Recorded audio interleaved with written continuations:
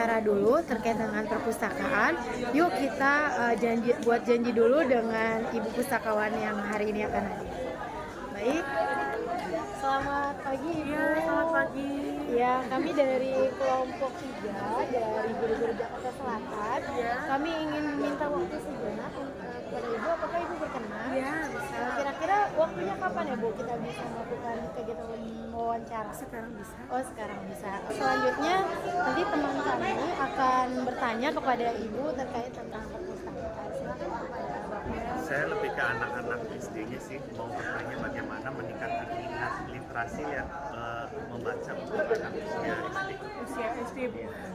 Ya, tadi seperti yang saya sampaikan, yang pertama menggunakan read aloud, yang kedua yang salah satu penting adalah menemukan bacaan yang tepat untuk anak SD, yang menarik untuk anak SD. Dan itu sebenarnya nggak cuma buat anak SD, tapi di rentang semua usia, semua jenjang.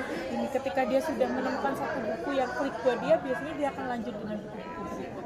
Izin Ibu, saya Nur Hasana ingin bertanya untuk pengelolaan buku kalau untuk di sekolah dasar mungkin Ibu ada contoh referensi agar kami juga di perpustakaan sekolah bisa menerapkan.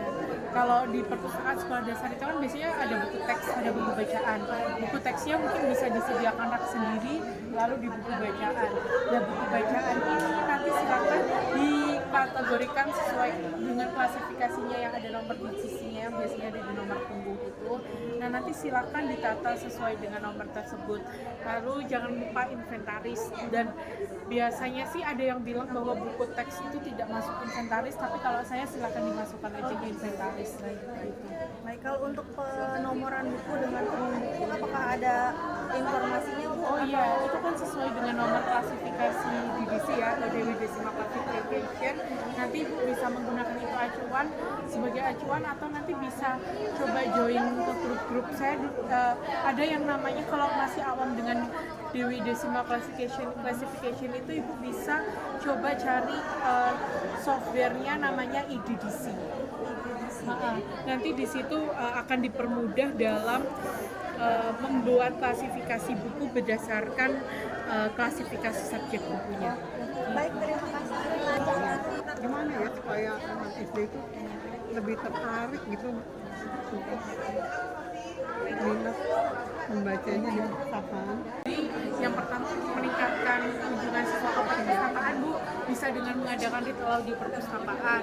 Yang kedua, dengan berkolaborasi dengan guru. Nanti gurunya silakan coba cari bacaan, bahan bacaan di perpustakaan bisa. Terima kasih Bu. Ya, sama-sama, Bu. Ibu, saya kemarin dari SD Jakarta. Saya mau tanya bagaimana pesan saran untuk kita sebagai pustakawan sekolah SD sekarang ini, bagaimana pesannya Bu? Misalnya bagaimanapun ya, mungkin perpustakaan dianggap bukan sebagai core business di sebuah sekolah ya, mungkin karena berbeda pendidikan di sekolah, tapi tetap pustakawannya harus semangat menggerakkan dan menghidupkan perpustakaan itu.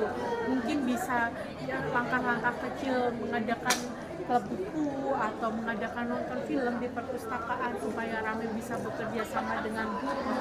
Nanti kalau sudah berjalan bisa dibuat momentum hari besar, hari buku, hari kunjung perpustakaan, nanti bisa digerakkan. Memang tidak mudah ya, tapi sedikit tapi ada geraknya, itu saya rasa lebih baik. Baik, Ibu, terima kasih. Oke, baik Ibu Hurin, terima kasih atas informasi yang telah diberikan. Semoga dapat bermanfaat bagi kita semua sebagai guru SD ya. Semoga kita juga bisa menularkan anak-anak untuk bisa belajar membaca, mencintai buku kepada murid-murid kami. Terima kasih atas kerjasamanya Bu Hurin. Semoga di lain kesempatan lagi kita bisa ketemu lagi. Terima kasih Bu. Terima kasih Ibu Hurin.